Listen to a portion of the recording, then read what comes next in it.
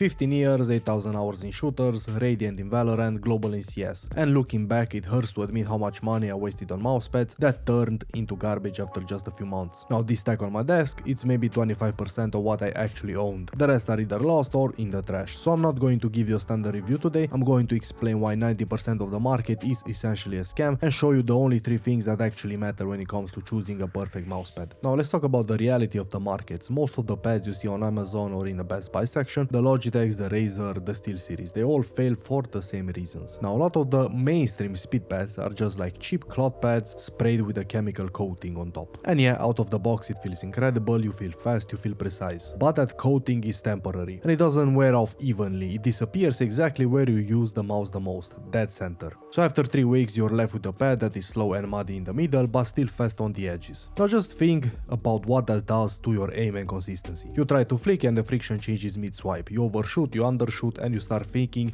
your aim is washed. You're not really washed, the equipment is kinda inconsistent. And then we can also talk about the X and Y axis. On these cheaper weaves, moving the mouse up and down feels often slower than moving it left and right. If you struggle with recoil control or vertical tracking, this is usually why. You're fighting a weave that wasn't designed for precision, it was designed to be cheap, to be easily manufactured. Of course, cloth isn't that, but you have to stop buying these gaming brands and start buying enthusiast brands like Artisan or LGG. Now when you touch a pad like the Artisan Zero or a Saturn Pro, you aren't paying for a logo anymore, you're paying for the base and the weave. Now let's look at the base. Cheap pads use generic rubber that slides around. Premium pads use Poron. Poron sticks to the desk like glue. But more importantly, it offers consistent hardness. Now this is the detail most people miss. Artisan pads come in X-Soft, Soft and Mid. So why does this matter? If you're a tense player, if you grip your mouse hard during a clutch, an X-Soft base lets you slightly push the mouse into the pad. Now this will create extra friction instantly. It gives you physical stopping power exactly when you need it the most. Now a generic hard rubber base doesn't give you that mechanical advantage or, to be honest, anything at all. And durability, when I was in law school, I literally spilled a full cup of coffee on my Artisan pad. I've had ink explode on it, I took it to the sink, scrubbed it with soap and let it dry. Now when I put it back on the desk, it felt brand new. Now if you do the same thing on a coated mainstream pad, you wash away the coating and you will ruin it. So to be honest, it's much better to spend like $80 once every 3 years instead of $30 every 3 months. But even the best cloth has a weakness.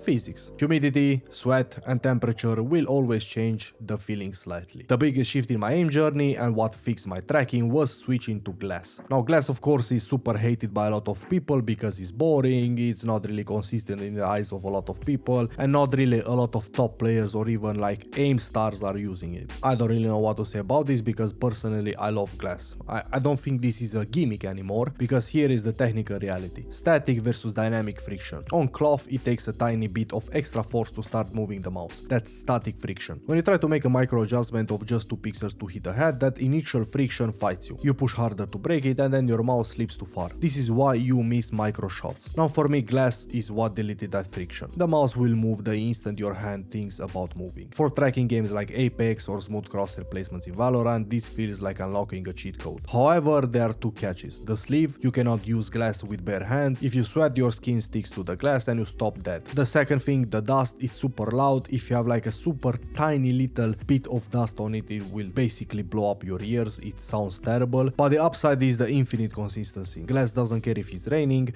it doesn't care if it's hot, it feels exactly the same every single day. You wipe it with a microfiber cloth and it's factory new. Now before I tell you what to buy, we have to talk about the tires on the car. I see so many people buying like a $100 glass pads or high-end Artisan pads, but they are using worn out scratchy stock skates. If you are using like a glass or a hard pad, standard PTF feet will die in 2 weeks. You need to look at hardened skates or dots like J-dots or obsidians. These are designed for hard surfaces. They are faster, smoother and they last longer. If your glide feels scratchy, don't blame the pad immediately, check your feet. It's like a $5 upgrade for some brands that completely change the feel of the mouse. So let's cut all the bullshit. What should you actually buy? Now for the sake of it, please don't copy the pros. Half of them are just forced to use sponsored gear. So analyze your own mechanics first. Let's use maybe Profile 8, the shaky aimer, which it was kinda me in the past. You play a lot of tactical shooters like Valorant or CS. You hold angles, you find yourself overshooting targets and having to micro-correct back. Now, you need stopping power for this, so